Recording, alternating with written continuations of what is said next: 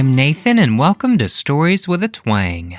Today's episode is called I'm a Professional Detailer. I just detailed a car possessed by a demon by Bailey S. Singer. And if you listened to last week's episode, you'll notice that this is basically a part 2 to that episode, so if you haven't listened, go back and do so and I'll be here waiting for you when you get back.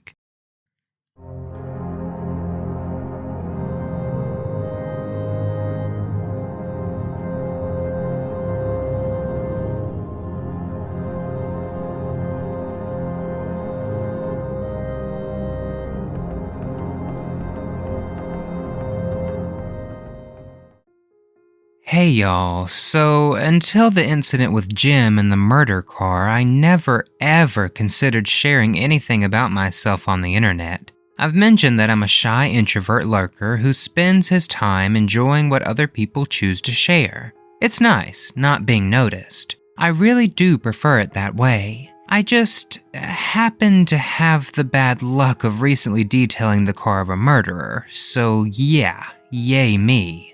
I just felt I needed to share my experience with all of you, you know? Get it off my chest. Cathartic or whatever. I honestly didn't think I'd ever be back here, sharing yet another part of my personal life. Yet, here we are. After things with Jim calmed down, my manager let me take a few days off, paid, to get my head straight. He's a good guy. However, I was excited to return to work. I loved detailing. It brought my quirks of preferring to work alone, my obsessive attention to minute details, and my artistic panache into a melange of satisfaction and productivity that I've never found anywhere else. I decided to put the whole Jim thing behind me. I hadn't seen his car around after talking to the police, and after a week had passed with no incident, I finally felt things were returning to normal. Yay me. I was 2 weeks back to work, happily floating along, busy being the best at what I do. It was Tuesday on the 3rd week back before anything out of the ordinary presented itself. I had my head down in a Prius, shampooing the hell out of some nasty-ass food-stained carpets when a rapping of knuckles on the roof scared the shit out of me. It was Charlie, our paint correction guy. To be honest, I did not care for Charlie, a typical dude bro. He was full of himself and cared way too much about his image. Everybody and everything was never up to his self-inflated standards. He always reeked of axe and did little to contribute to the shop outside of his allotted jobs. I spun out of the Prius. Dude, what do you want? I gotta get this out by 1:30. I was already a little irritated. Charlie scoffed, rolling his eyes. I could already see the acidity seeping through. Hey, dweebling, little wound up are we? Still worried about your killer friend? I can't believe you didn't tell anyone about it from the get-go, he smirked. Check out the customer that just walked in. She's sketching out. Right up your alley. I gave him a reticent glare and reluctantly turned toward the windows of the main office. Mike, our manager, was at the desk speaking with a woman at the counter. It was difficult to tell how old she was. She had the kind of body that was prematurely aged by stress and abuse. She was antsy, jittery, constantly shifting and stroking her arms relentlessly. Sometimes she'd scratch at her forearms. I turned back to Charlie with a grin. She looks more your type, mate. Pfft. He scoffed. Don't think so, dweebling. If you didn't keep to yourself so much, I'd say you better watch your mouth. You know I don't like sass. He was insufferable. At that point, Mike the manager walked up, key fob in hand. Perfect timing, Charlie. I need you to take over the Prius. I want our main detailer on the car that just came in. Charlie scowled and muttered to himself, but he bent to take up where I left off. Here, Mike said, handing me the fob. It's a full detail. She said to be very thorough. She has a very specific concern about the vehicle. He had a puzzled look on his face. Hearing him say that so close on the heels of the murder car scenario made the hair on the back of my neck stand up. What sort of specific concerns? Please don't say it's stay away from the trunk. I was only half kidding. No. She appears to believe that she seems to think her car is possessed by a demon, he said flatly. I looked at him with incredulity. You're kidding, right? She was speaking sarcastically or metaphorically, right?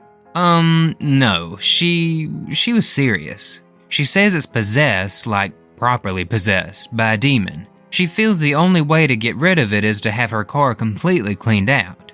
You have to make it new. A new car will make it go away, were her words.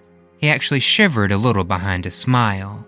Needless to say, I was a little unsettled. The murder car had made me skittish of weird customers. Then again, a demon? Like, really, a demon. I wasn't usually one to buy into ghosts and all that supernatural stuff. I mean, it's fun and all, but a demon? Possessing a car. I gave a small laugh, settling on bravado. Okay, Mike, you got it. I'll pull Christine in and get straight to work. Mike stared at me for a moment before providing a small chuckle to himself. He was in his 40s and understood my reference. Whatever you say, tough guy. He laughed. It had an edge of temerity. I know you know how to bring the quality. Do your thing. If you need anything, just give me a shout. With that, he turned on his heel and it seemed fled back toward the office. All right, I thought to myself, demon car. Fun. The car in question turned out to be a 2013 RAV4, almost archaic. The clear coat was pretty much non-existent, the tires were bald. I swear I've never seen so many scratches and swirls on a windshield before. I chuckled as I would usually consider a detail on a car this far gone to be putting lipstick on a pig. However, with the parameters of the detail in mind, I approached the job with a trepidatious sensation settling in my gut. Getting to work, I popped the trunk hatch, opened all the doors, beginning the strip phase. I removed all personal items, the mats, the trunk liner, and any small inserts in the console. I lost myself in the process. What's great about detailing, barring any vehicles with abhorrent conditions, is that the workflow is predictable. I follow the steps and create magic. Bing, bang, boom. I was circumnavigating the vehicle when... Shit! Ow! Damn it! I had walked directly into the trunk hatch as it set eye level. Holy shit, did that hurt. I was irritated and more than a little confused. I knew that hatch had opened normally, all the way. No danger to any unwary passerbys. Yet, there it hung, more than halfway down directly in my line of fire. Son of a... I growled to myself. This wasn't the first time I've done this, I'm ashamed to admit. But I was positive the hatch had been 100% open. I fingered my cheek, relieved to find unbroken skin. Cursing myself, I snatched the airline and began the blowout.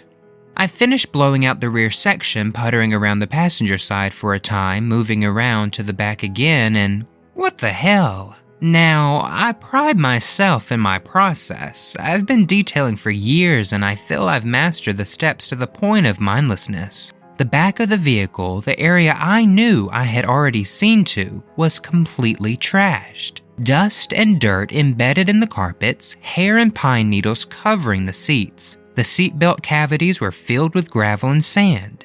Filled. Like, what the hell? Charlie, you son of a bitch. This wasn't the first time Charlie had screwed with my cars and reveled in showing off just how alpha he was. Prick. I dug in and continued my process, wary of the ass bag working in the bay beside me. After 20 minutes of chasing detritus, I gave up and dove into the vacuuming. I was hyper-focused on the driver's carpet when all of a sudden I was smashed from behind as the door closed on me. Like, what the actual hell, mate? Man, that hurt. I stood, pissed AF, looking around for the asshat SOB. There was no one around me. No one. Even Mike was absent from the office. I peered around trying to source out what the hell had slammed the door on me, but there was nobody. Seriously, what the hell? I shook it off. It's an old car, I rationalized. It's bound to have some issues.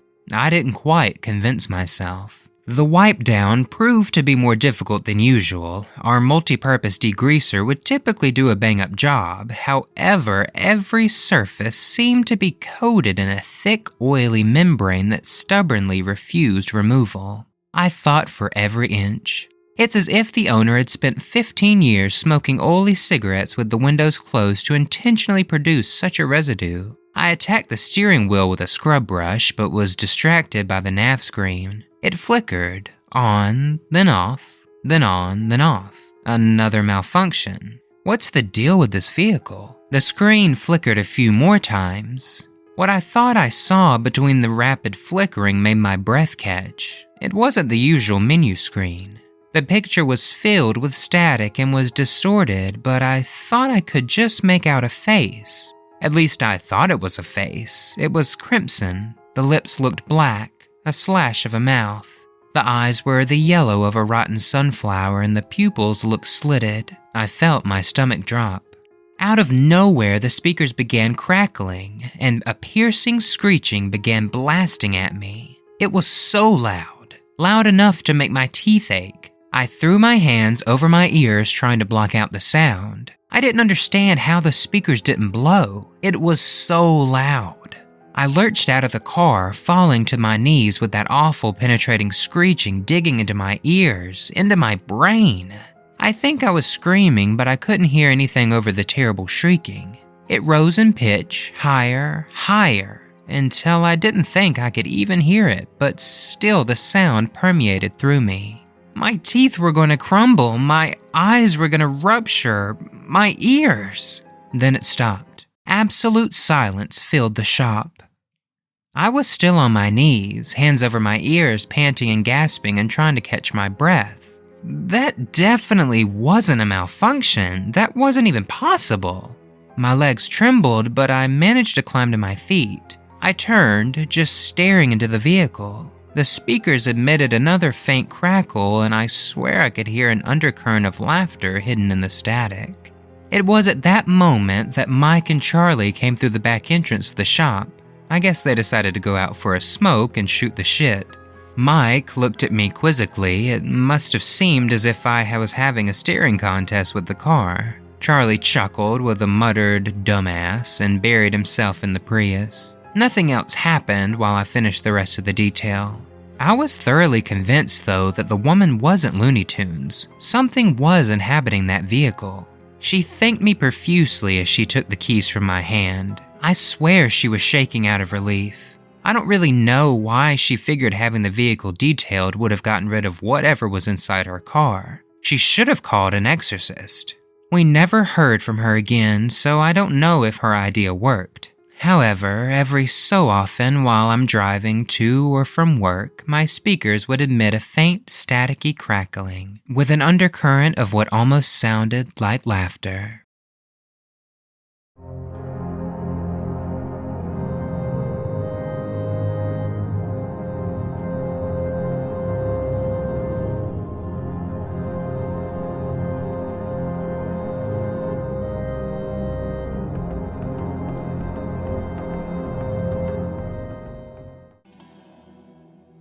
Alright everyone, I would like to give a giant thank you to this week's author, Bailey S. Singer, for another incredible story. If you have any stories you would like me to read on the show, you can send them over to storieswithatwang@gmail.com. The show is on Facebook, Instagram, and YouTube at Stories with a Twang Podcast. It would mean an awful lot if you could rate and review the show wherever you listen, and don't forget to share with your friends and family as well. It could really help the show grow. I hope you all have a wonderful week, and until next time, remember that a little twang goes a long way.